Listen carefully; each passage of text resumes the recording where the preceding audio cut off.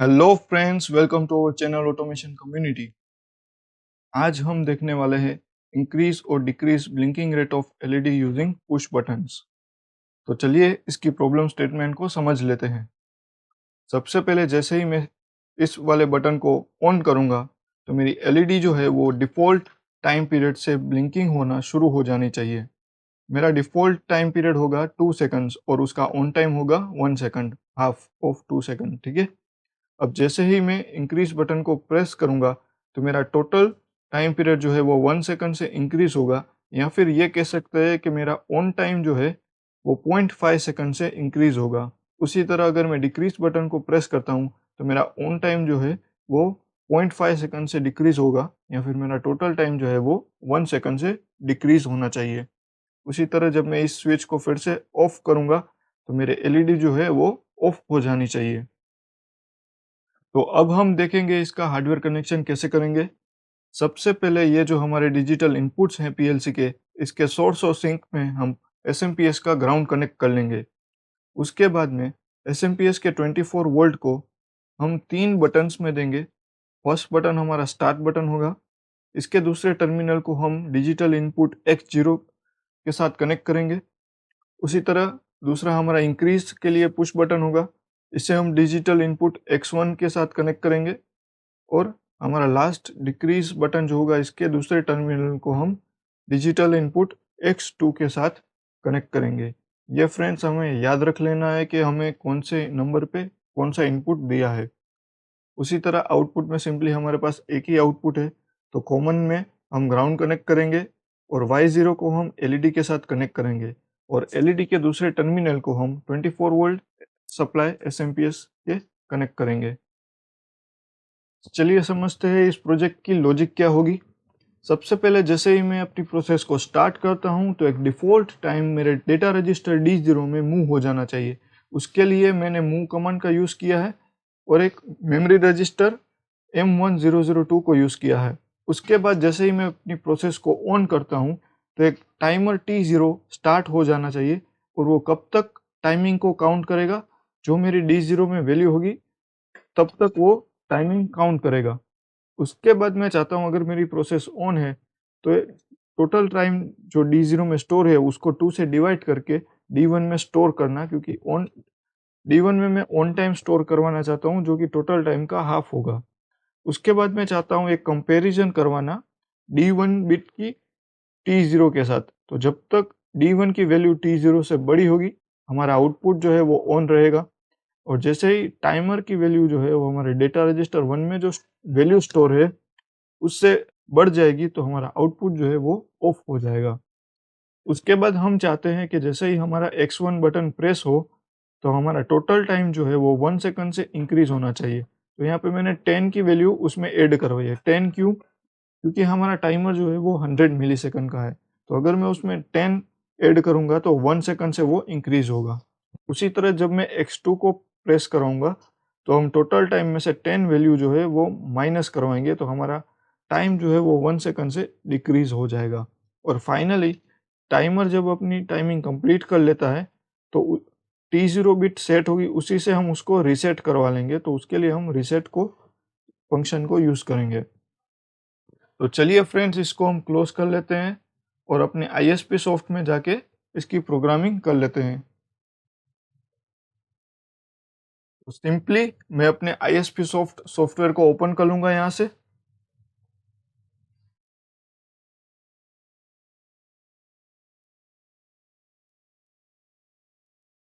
Software जो है वो थोड़ा टाइम ले सकता है लोड होने के लिए। अब यहाँ से हम अपने कॉम जीआर को ओपन कर लेंगे। जब भी आप प्रोग्रामिंग शुरू करें तो अपने कॉम जीआर में अपना सिम्युलेटर जो है उसे स्टार्ट कर दें। और इसकी सेटिंग्स आप कैसे कर सकते हैं, तो इसके लिए आप हमारा फर्स्ट वीडियो देख सकते हैं, सॉफ्टवेयर इंट्रोडक्शन वाला। सिंपली इसको क्लोज कर देंगे। अब हम यहाँ से न्यू फाइल पे क्लिक करेंगे। यहाँ पे हम अपने प्रोजेक्ट का नाम दे देते हैं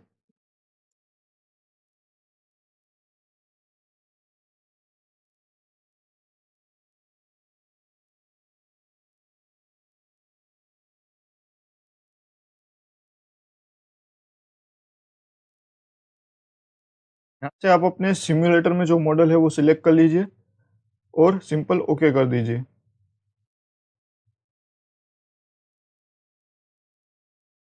इस तरीके से विंडो ओपन होगी। सबसे पहले हम डिवाइस कमेंट लिख लेंगे। तो हमने X0 पे क्या किया है,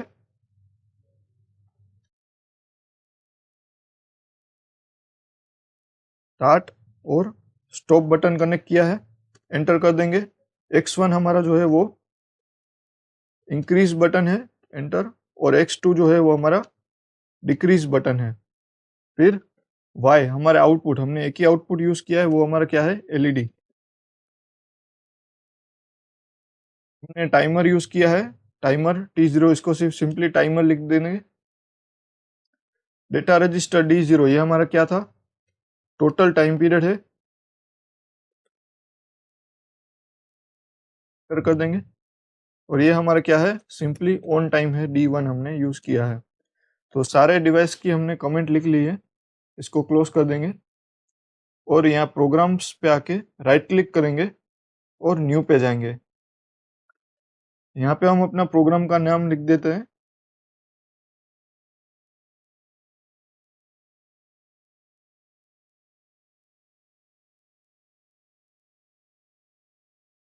और सिंपली यहाँ पे ओके क्लिक कर देना है। तो हमारी वर्क स्पेस जो है वो आ गई है, इसको हम मैक्सिमाइज कर लेते हैं। तो फ्रेंड, सबसे पहले मैं यहाँ पे नेटवर्क कमेंट लिख लेता हूँ, मूव डिफॉल्ट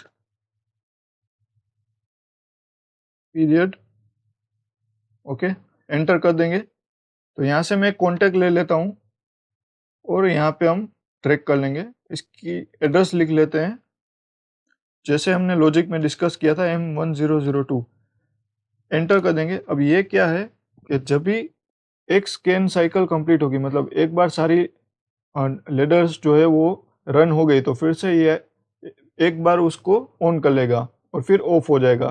तो हर बार ये हमारी साइकिल जो वो स्कैन होगी और यहाँ पे हमको पल्स आउटपुट मिलेगा। अब सिंपली यहाँ पे क्लिक करके हम एक फंक्शंस में जाके मूव सिलेक्ट करना है। तो ऑल पे आके हम MOV लिखेंगे और मूव इंसर्ट कर लेंगे। तो डिफ़ॉल्ट हम क्या मूव करवाना चाहते हैं, 2 सेकंड का टाइम मूव करवाना चाहते हैं D0 में। तो सोर्स में हम 20 लिखेंगे और डेटा रजिस्टर में D0 और एंटर कर देंगे। अब यहाँ से हम न्यू नेटवर्क ले लेते हैं, इसकी कमेंट लिख लेते हैं, स्टार्ट टाइमर, एंटर कर देंगे। अब फिर से हम यहाँ पे कॉन्टेक्ट ले लेंगे। तो जब भी X0 हमारा स्टार्ट स्टॉप बटन था, तो एंटर कर देंगे। फिर यहाँ पे क्लिक कर लेंगे। तो जब भी हमारी प्रोसेस ऑन हो तो टाइमर स्टार्ट हो जाना चाहिए। तो फंक्शंस में जाके सिंपली यहाँ पे TMR लिखेंगे, टाइमर की सिंटेक्स है, इंसर्ट कर लेंगे। तो यहाँ पे S1 पे आएगा, हम टाइमर T0 को यूज़ कर रहे हैं। और यहाँ पे आएगा कि वो कहाँ तक टाइमिंग काउंट करेगा। तो D0 में जो वैल्यू होगी तब तक वो काउंट करना चाहिए। तो यहाँ पे हम D0 लिखेंगे, एंटर कर देंगे। फिर से न्यू नेटवर्क यहाँ से लेंगे। अब हम चाहते हैं D1 में स्टोर करवाना, तो store on time in D1 register में ऑन टाइम को स्टोर करवाना चाहते हैं। तो फिर से एक कॉन्टेक्ट ले लूँगा मैं। तो जब भी हमारी प्रोसेस ऑन होगी तभी ये होना चाहिए। तो मैं X0 ले लेता हूँ सिंपली। और यहाँ पे हम डिवाइड यूज़ करना चाहते हैं, तो यहाँ फंक्शन में जाके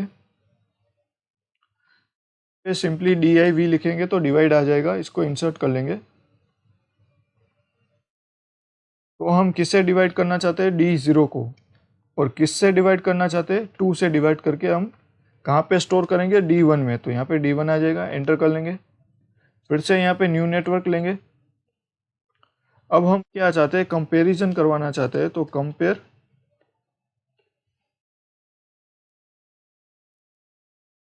गिव आउटपुट, कंपेयर करके हम आउटपुट लाना चाहते हैं, एंटर कर देंगे। तो उसके लिए सबसे पहले हम बिट ले लेंगे X0। जब भी हमारी प्रोसेस हो तभी कंपैरिजन होनी चाहिए। तो फिर से यहाँ पे क्लिक करके फंक्शंस में जाएंगे और कंपैरिजन सिलेक्ट करके greater than equal to select कर लेंगे। तो हम किसे कंपेयर करवाना चाहते हैं, D1 को, जो हमारा ऑन टाइम है उससे कंपेयर करवाएंगे, किसके साथ, T0 की वैल्यू के साथ। तो जब हमारा D1 T0 से बड़ा होगा तो हमें यहाँ पे आउटपुट मिलेगा। तो यहाँ पे सिलेक्ट करके हमारा आउटपुट क्या था, एलईडी था। कोयल लेंगे और यहाँ पे कंट्रोल Z कर लेता हूँ, पॉइंटर सिलेक्ट करके यहाँ पे हम Y0 लिखेंगे, क्योंकि Y0 पे हमने अपना आउटपुट एलईडी कनेक्ट किया है। एंटर कर देंगे। अब फिर से न्यू नेटवर्क ले लेंगे यहाँ से। अब हम क्या करवाना चाहते हैं, इंक्रीज करवाना चाहते हैं। तो सिंपली हम यहाँ से एक कॉन्टेक्ट लेंगे और इसकी एड्रेस दे देंगे X1 हमारा इंक्रीज बटन था, तो एंटर कर देंगे। अब ये कंटिन्यूसली ऑन रहेगा तो हमारा डेटा जो है वो कंटिन्यूसली इंक्रीज होता रहेगा। हम सिर्फ एक ही स्टेप इंक्रीज करवाना चाहते हैं, तो इसके लिए यहाँ पे सिलेक्ट करके स्पेस पे क्लिक करेंगे और राइजिंग एज ले लेंगे। तो अभी हम इसको एक बार प्रेस करेंगे तो सिर्फ एक ही बार यहाँ पे एडिशन होगा। अब यहाँ पे क्लिक करके एज पर अवर लॉजिक हम ऐड फंक्शन यूज करेंगे। तो ऑल पे आएंगे और यहाँ से ऐड सिलेक्ट कर लेंगे, इंसर्ट कर देते हैं। तो हम किसको ऐड करना चाहते हैं, D0 को ऐड करना चाहते हैं। तो हर बार हम 1 सेकंड का स्टेप चाहते थे, यहाँ पे हम 10 लिख लेंगे। तो D0 में 10 जो है वो ऐड हो जाएगा। अब हम इसको D0 में ही स्टोर करवाना चाहते हैं, तो डेस्टिनेशन में भी हम D0 ही लिखेंगे और एंटर कर लेंगे। तो सिंपली इंक्रीज के लिए जैसे हमने ऐड फंक्शन यूज किया है, तो सबट्रैक्ट के लिए भी, डिक्रीज के लिए हम X2 यूज करेंगे और सबट्रैक्ट यूज करेंगे। तो सिंपली हम यहाँ से न्यू नेटवर्क ले लेंगे और यहाँ पे आ जाएगा डिक्रीज, एंटर कर लेंगे। तो यहाँ पे हम क्या चाहते हैं, फिर से एक कॉन्टेक्ट ले लेंगे, इसको नेम देंगे X2। तो इसको भी हम राइजिंग एज ले लेंगे और यहाँ पे क्लिक करके अब हम यहाँ से सबट्रैक्ट फंक्शन यूज करेंगे, एंटर कर देंगे। तो हमारा किससे सबट्रैक्ट करना चाहते हैं, D0 में से सबट्रैक्ट करना चाहते हैं क्या, 10 सबट्रैक्ट करना चाहते हैं। और कहाँ पे स्टोर करेंगे, फिर से D0 में ही स्टोर करेंगे और एंटर कर देंगे। अब फाइनली लास्ट स्टेप हमारा रह गया है, तो इंसर्ट करके ये क्या था, हम रिसेट करना चाहते थे अपने टाइमर को। तो एंटर कर देंगे। फिर से हम यहाँ से एक बिट ले लेते हैं और यहाँ पे हम क्या लिखेंगे, T0। जब भी हमारा टाइमिंग कंप्लीट होगा तो ये बिट ऑन होगी। यहाँ पे आ जाएंगे और कोयल ले लेते हैं, पॉइंटर सिलेक्ट करके मैं यहाँ से T0 सिलेक्ट कर लूँगा। अब मैं इसको रिसेट करवाना चाहता हूँ, सिंपली इस पे क्लिक करके स्पेस दबाऊंगा और रिसेट पे सिलेक्ट करेंगे। तो अब ये जो है हमारा रिसेट फंक्शन आ गया है। तो जैसे टाइमिंग कंप्लीट होगी तो वो अपने आप को रिसेट कर लेगा और हमारी साइकिल जो है वो रिपीट होगी। सो फ्रेंड्स, आज हमने इसकी प्रोग्रामिंग की है। नेक्स्ट लेक्चर में हम इसकी HMI डिजाइनिंग करेंगे और इसका सिमुलेशन करेंगे। So thank you for watching guys, मिलते हैं अगले लेक्चर में। अगर आपको ये वीडियो अच्छी लगी है तो लाइक और सब्सक्राइब कर दीजिए हमारे यूट्यूब चैनल को।